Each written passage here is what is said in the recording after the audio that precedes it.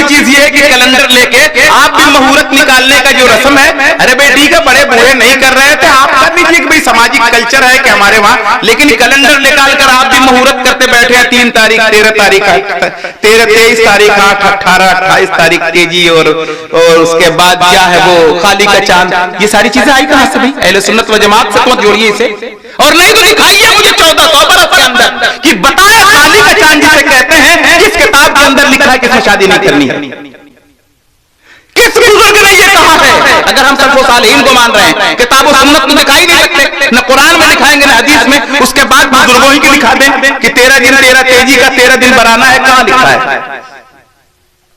हमारे वहां 3 तारीख को कोई नया काम नहीं होता, बहुत अच्छी बात, बच्चा पैदा होगा रिटर्न करेंगे,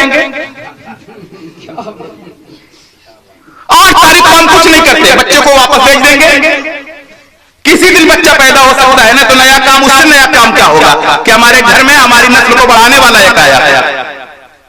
तो अल्लाह तबारक व तआला की जानिब से जो ये दिन है वो सब अच्छे हैं, उनमें कुछ बहुत अच्छे हैं, बुरा तो कोई नहीं है ना, अच्छे दिन सब हैं, उसमें बहुत अच्छा, आप बहुत अच्छे दिन का एहतमाम कर लें, लेकिन बहुत अच्छे दिन में भी नहीं करेंगे। निकाह के लिए सबसे अच्छा दिन जुमा है, जुमा के दिन तो आप नहीं रखेंगे, इसलिए कि शरीयत के मुताबिक करने के लिए जुमा से बेहतर कोई दिन नहीं है, तबीयत के मुताबिक करने के लिए जुमा छूट जाएगा, और हमें निकाह तबीयत के मुताबिक करना है, शरीयत के मुताबिक नहीं करना है। आज हमारे मामलात ये हैं कि निकाह सिर्फ 6 बातों पर है, निकाह में सिर्फ 6 बातें शरीयत के तौर पर हैं, उन 6 बातों में फर्ज है ईजाब और कबूल, ईजाब कबूल फर्ज है, एक फर्ज है, 2 वाजिब हैं, तो वाजिब फर्ज के करीब है वो, यानी 2 गवाहों का होना वाजिब है और मेहर का होना वाजिब है, मेहर ना हो तो निकाह नहीं, बगैर मेहर के निकाह नहीं, बगैर गवाह के निकाह नहीं, और बगैर ईजाब और कबूल के तो ये दोनों चीजें ही नहीं होंगी। 3 बातें ये हो गई, एक फर्ज 2 वाजिब, अब इसमें 3 सुन्नत है। निकाह के बाद मतलब निकाह के दरमियान खुतबा पढ़ लिया गया, जो खुतबा पढ़ना सुन्नत है, छुहारे तकसीम किया जाता है वो भी सुन्नत है, हस्बे इस्तिताअत लड़का वाला वलीमा कर दे ये सुन्नत है, हस्बे इस्तिताअत वलीमा करे लड़के वाला ये सुन्नत है। वलीमा लड़के ही वाले की, लड़के के ही वहां वलीमा होता है, लड़की के वहां वलीमा नहीं होता, वलीमा सिर्फ एक दावत को कहते हैं, वलीमा सिर्फ एक दावत को कहते हैं।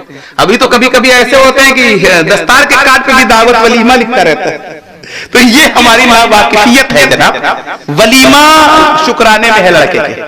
तो इस वजह से इन चीजों को आप गौर कर लें कि इनके अलावा सब हमारी तबीयत है, अगरचे इजाजत है शरीयत में, जो चीज जायज है उसे कर सकते हैं, लेकिन एक बात मुझे बताएं कि मेहर वाजिब है, वलीमा सुन्नत है, तो अदा कौन करना है? पहले अदा कौन चीज की जा रही है, कहां की जा, मतलब वाजिब करना है ना, कहां अदा कर रहे हैं? इनमें कितने लोग होंगे जिन्होंने महर नहीं अदा किया? कमाल की बात यह है कि वो बहुत इज्जतदार शख्स था, पूरी जिंदगी बहुत इज्जत के साथ उसने गुजारा, किसी का बकाया नहीं था, मरा तो मालूम हुआ बीवी का कर्जदार था। तो इन तमाम चीजों को देखें हम, हमारी जिंदगी में बहुत कुछ बदलाव की जरूरत है, इसलिए इस तरीके की चीजों को कैलेंडर लेकर बैठ रहे हैं, ठीक है, अच्छी बात है, बड़े बूढ़े कह रहे हैं, लेकिन उसे इस्लाम का हिस्सा न माने। आज क्या है वो ये कहा जा रहा है कि नहीं हमारे वहां नहीं, हमारे वहां से मतलब भी आप कह दी कि हमारे इलाके में नहीं चल रहा है, हमारे खानदान में नहीं चल रहा, वो आपको छूट है। अहले सुन्नत के ठेकेदार न बने, अहले सुन्नत पर अगर कोई चीज लगाना है तो किताब और सुन्नत के अंदर जो चीज है या इजमाए उम्मत के जरिए से जो चीज है, उलमाए हक ने जो बयान किया है, अगर वो हमारी किताबों के अंदर है तो बयान कीजिए। आप 13 तेजी का चांद बनाएं, आपकी जिम्मेदारी है, लेकिन सुन्नियत के टाइटल से नहीं लगाना है, इसलिए कि अहले सुन्नत व जमात की किसी किताब के अंदर नहीं मिलेगा आपको। आप कब्रों पे जाके माथा फोड़ डालिए, अरे जनाब उसकी वजह यही तो लानत है, जो सर अल्लाह की बारगाह में नहीं झुकता वो हजारों दरगाह पे झुकता है। काश बारगाह खुदाबंदी में झुकने वाला सर बनाते, तो ये सर जो है हमारे कांधों पे हमारा ही सर होता, वो अल्लाह की बारगाह में झुकता। तो इस वजह से इंसान घाटे में है।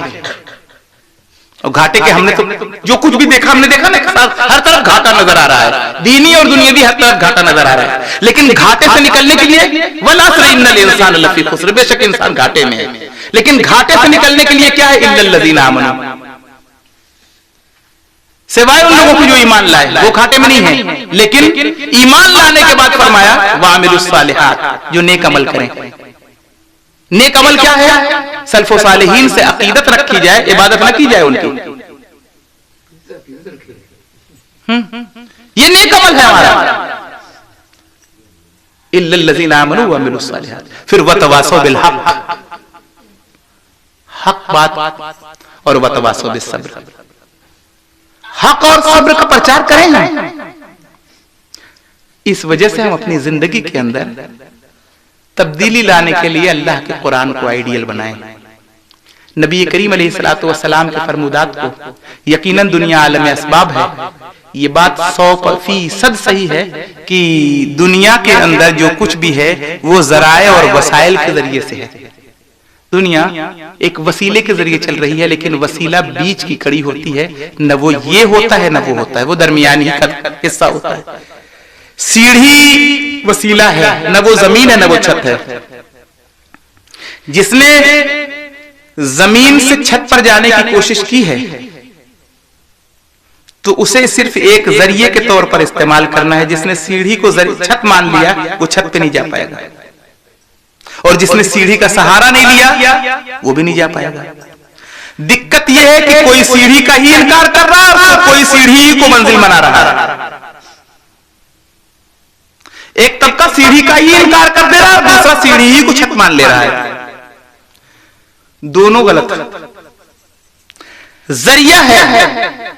अल्लाह तबारक व तआला ने हमें दुनिया में भेजा है तो माँ बाप का वसीला बनाया। पैदा करना, मारना, जिलाना अल्लाह के जिम्मे करम में, माँ बाप हमारे वसीला बने। जाने के लिए जनाब इजराइल को वसीला बनाया, रूह निकालने के लिए। फिर हमारी कब्र को बनाया, उसके दफन कर दिया गया हमको। तो जाने और आने का ये सारा सिस्टम है। लेकिन जनाब हजरत इजराइल को मलकन मौत समझा जाएगा, उनका काम है। हम उनसे रिक्वेस्ट और गुजारिश नहीं करेंगे मलकन मौत बचा ले, हम दुआ अल्लाह से करेंगे। दुआ अल्लाह से करनी है। इस बात से शायद समझ में आ गया होगा कि दुआ मांगनी किससे है। निकालेगा रूह फरिश्ता, मगर जिंदगी की पनाह अल्लाह से मांगनी है। तो इस वजह से हम किसी वली के दरवाजे पर भी जाएं तो मांगे अल्लाह से, मांगे अल्लाह से, इसलिए कि देने वाला परवरदिगार है। वहां जाने का मतलब यह है कि वहां जाने से एक चीज, एक मिसाल है, वहां जाने से एक फायदा हो जाता है कभी कभी कि अल्लाह तबारक व तआला की बारगाह में जाकर, दुनियावी एक मिसाल से मैं इसको समझाऊं। एक साइल आया दरवाजे पे और दुआएं देने लगा। एक साइल आया और दे अल्लाह के नाम पर भीख मांगा। उसने अल्लाह के नाम पर मांगा, आपने उसको 1 रुपया निकाला दे दिया, और उसने अल्लाह के नाम पर नहीं मांगा। वो बैठ गया और बैठ के ढेर सारी दुआएं देने लगा। मालिक आपके बेटे खुशहाल रहें, आपकी जोड़ी सलामत रहे, आप जुग जुग जिए। वो दुआएं दिए जा रहा है। कुछ देर के बाद आपने उसको 10 रुपये का नोट निकाला दे दिया। मांगा तो नहीं था उसने, मांगा तो नहीं था उसने। आपने उसे 10 रुपया दे दिया और जो मांग रहा था आपने उसे 1 रुपया दिया। मालूम ये हुआ कि हमारी दिली कैफियत ये बनी कि यार नहीं, बेचारा इतनी दुआएं दे रहा था, मांग तो कुछ नहीं रहा था। इसलिए अगर हम जाएं और महबूबी बारगाह खुदाबंदी में जाने के बाद उनके लिए दुआ करें, परवरदिगार इन लोगों के जरिए से हम तक दीन पहुंचा, इस्लाम पहुंचा, तरबियत पहुंची, शरीयत पहुंची। परवरदिगार इनके दर्जात को बुलंद फरमा दे, इनके आमाल और इनकी नेकियों में मजीद इजाफा इजाफा कर दे, मौला अपनी बारगाह में इनके दर्जात को और बुलंद कर दे। रब्बे जुल जलाल की शान करीम को जोश आएगा, मेरे महबूब बंदे की और बुलंदी दर्जात की दुआ कर रहा है तो महबूब के लिए दुआ करता है तो मुहिब जरूर राजी हो जाता है। वहां जाने का यही फायदा है कि आप वहां जाके अगर आप दुआ करेंगे, दुआ आप करें, उनसे नहीं मांगे, आप उनके बुलंदी दर्जात की दुआ कर रहे हैं बगैर किसी उसके, सिर्फ इतना भी कह के आ जाएंगे तो मेरा दावा यह है कि जैसे एक मांगने वाला अल्लाह के नाम पे मांगा था, 1 रुपए का नोट पाया था, एक मांगने वाला बगैर किसी उसके सिर्फ दुआएं दिए जा रहा था घर वालों को, 10 रुपए का नोट पा गया। मैं ये कहता हूँ रब्बे जुल जलाल तो हमारे वहमो गुमान से बाखबर है, उसे मालूम होगा कि यहाँ आकर मेरे महबूबीन की बुलंदी दर्जात की दुआ करके जो जा रहा है ये अंदर एक मकसद भी लेके आया था, इसका मकसद पूरा कर दिया जाए, इसकी जरूरत पूरी कर ली जाए।